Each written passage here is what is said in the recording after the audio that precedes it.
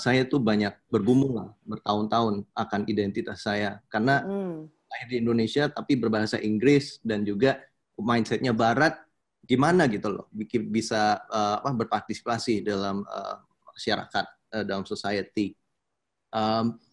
Tapi yang jelas bagi saya sih kita harus bertumbuh di mana Tuhan menanam kita. Sebetulnya emang kalau ditanya kenapa ya Indonesia itu rumahku. Jadi kita istilahnya mau pulang kampung kan gimana ya kecintaan kita terhadap rumah tuh sulit dijelaskan. Tapi Indonesia adalah rumah kita semua. What's the point? What's the point of me being here and following my parents' footsteps and maybe failing? But then during this time when I was going home from school, I was thinking about these questions and pondering these things and thinking back about all these things. Then I looked out the window and then I saw we were at Kota Tua. Our car was passing through it. I saw pelukis jalanan. I saw tukang bajai. And I saw the orang silver.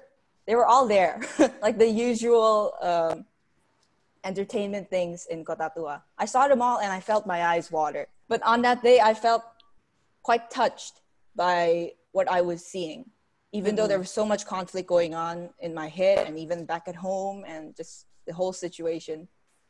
So it was during that time that I found the answer to the question, what do I want to do? I want to stay and support my country, our country. And then I found the answer to the second question too. Why? Because despite many things, I still really, really love this country.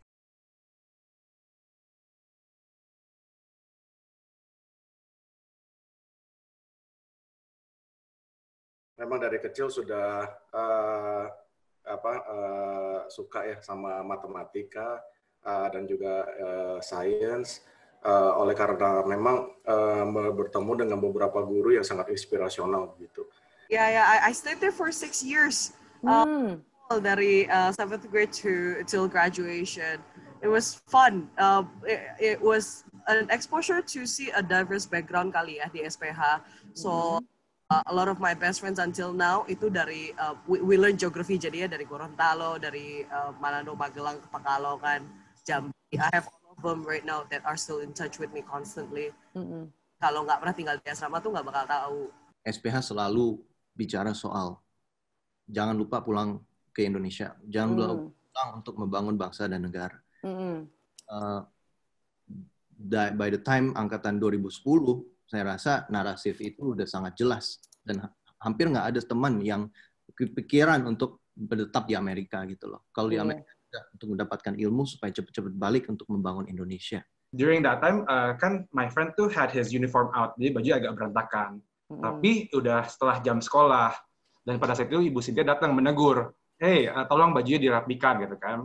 Dan kalau nggak salah pagi itu tuh kita baru dapat agenda kita, jadi kan baru dibaca, baru ingat tuh. Dan saya ingat persis kata-katanya tuh bahwa uniform has to be worn during school hours, which is until kayak jam 3. Itu kan udah lebih lewat jam 3. Saya tuh langsung keluarin agendanya dari tas, kasih lihat Ibu Cynthia-nya, Bu, ini kalau peraturannya kalau nggak salah harus jam 3, ini kan udah lewat, Bu. Dan Ibu Cynthia kayak langsung diam dan speechless, dan abis itu teman saya dilepaskan. Tapi hal yang paling menarik dan berkesan buat saya adalah tuh ketika tahun depan agenda berikutnya keluar, itu tuh peraturan diganti. Tidak lagi ada batasan waktu, melainkan harus memakai baju sekolah dengan baik selama di kampus sekolah gitu. Di lingkungan sekolah gitu ya? Di lingkungan sekolah, iya. Jadi dari pengalaman itu, mungkin itu pertama kali saya bantu membentuk hukum. Kalau acara saya membentuk hukum. Dari kehidupan aku yang kurang lebih sekarang 25 tahun, hampir setengahnya itu, atau 12 tahun, di-spend di SPH Sentul City. Karena saya menghabiskan sekitar 12 tahun dari kelas 1 SD sampai kelas 3 SMA di SPH Sentul City. Obviously itu menjadi sangat-sangat integral dalam perjalanan hidup saya.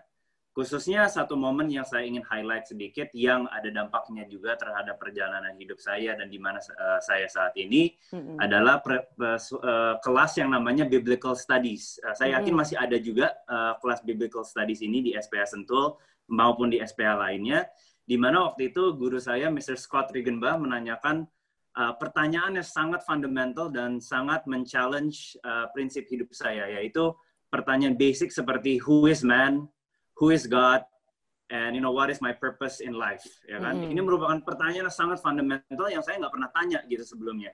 Bahwa sebenarnya tujuan hidup seorang Melvin itu apa sih gitu? Karena ya namanya masih muda juga ya waktu itu. Jadi memang hidup itu ya having fun gitu kan, main bola after school, belajar. Tapi belum pernah benar-benar nanya, in the long run tujuan hidup saya itu apa?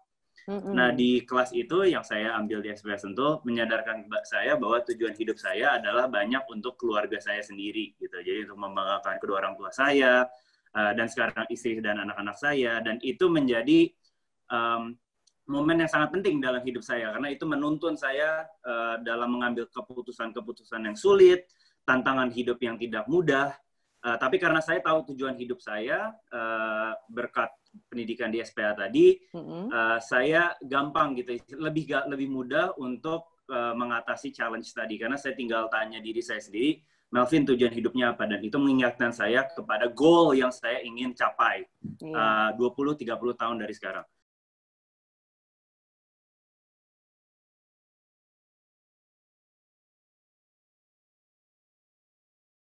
Pada saat aku kembali ke Indonesia, banyak teman-teman yang bilang, nanti lo di Indonesia bisa riset apa gitu, emang nggak sayang dia bilang gitu. Justru itu yang membuat saya kenapa ingin kembali ke Indonesia, ya kan, untuk ngecek apakah betul kita kalau di Indonesia itu tidak bisa meneliti lagi gitu. Jadi aku mengambil itu sebagai satu panggilanku untuk membuktikan bahwa di Indonesia itu masa sih nggak ada ruang penelitian gitu. Dan ternyata betul, sekarang ini pada saat saya kembali ke Indonesia, justru yang saya alami itu bukan duka tapi suka. Ya. Gitu ya. Biasa, dalam 2 tahun terakhir ini, sepertinya saya menemukan lebih banyak hal daripada hal yang sudah aku temukan dalam waktu aku juga. Saya belajar jauh lebih banyak, mengembangkan inovasi teknologi jauh lebih banyak dari yang saya bisa lakukan di sana. Ya, tapi tentunya memang setiap orang ada jalan masing-masing. Kebetulan jalanku dibukakan oleh Tuhan, lalu diberikan ruang untuk bekerja dengan bahkan anak-anak SD, SMP, SMA yang memiliki ide luar biasa yang saya nggak pernah dengar di Amerika waktu saya S3. Saya S3 tahunya serat laba-laba, tahunya superkonduktor, dan lain-lain. Ya. Di sini aku belajar tentang bagaimana ada teknologi kamera sederhana untuk bisa melakukan misalnya grading buah-buahan yang jelek sama yang baik gitu. Dan itu dilakukan anak SMA gitu. Aku sampai, masa sih gitu. Apa yang saya ingin ceritakan terkait ini adalah bahwa di pemerintah Indonesia, di hukum Indonesia, bila kita ada tekad, bila mana kita ada minat, dan kita telusuri satu persatu, kita baca hukumnya, kita laluin prosesnya, kita rapat dengan orang-orang yang berkepentingan, sampai tuntas, hal itu pun akan dapat terwujud. Jadi kalau dari segi hukum sih menurut saya harus perlu ada lebih banyak orang yang punya panggilan dan punya keinginan untuk bersabar dan melanjuti proses sampai visi misi mereka itu terrealisasi dan terwujudkan di pemerintah Indonesia. Karena saya harus bilang bahwa hukum Indonesia tuh berjalan, berfungsi. Hanyalah orang-orang tidak punya cukup kesabaran untuk membaca hukumnya dan untuk melalui proses tersebut. Itu sih kalau dari segi hukum. Challenge ya tentu saja it's not easy ya. Sebagai politisi saja challenge pasti banyak. Tetapi saya sebagai seorang yang lahir dari latar belakang ya bisa dibilang double minority pasti punya challenge tersendiri dari proses mengikuti pemilihan umumnya saja. Itu sudah menjadi challenge tersendiri. Apalagi kita ketahui dalam beberapa tahun terakhir ada fenomena yang cukup mengkhawatirkan, bukan saja di Indonesia, tetapi saya rasa ini fenomena global ya. Kita melihat adanya tendensi menguatnya politik identitas di berbagai negara di dunia, dan ini juga terjadi di Indonesia. Sehingga dalam berbagai perhelatan politik, masyarakat didorong oleh kekuatan-kekuatan tertentu untuk mengambil pilihan-pilihan politik bukan berdasarkan track record atau rekam jejak, visi misi dan seterusnya, tetapi lebih kepada ya identitas yang lebih, misalnya suku, agama dan seterusnya. So I just want to share that, given that we're talking about challenges, life, life is not always smooth, right? Even for SPH students yang bisa dibilang lumayan privileged dengan pendidikan yang sangat baik. Tapi when challenges comes, is actually an opportunity for us to also grow. Seperti saya mungkin masih 12-13 tahun waktu itu. Tapi that is actually a great opportunity for me to actually know more about life and its challenges.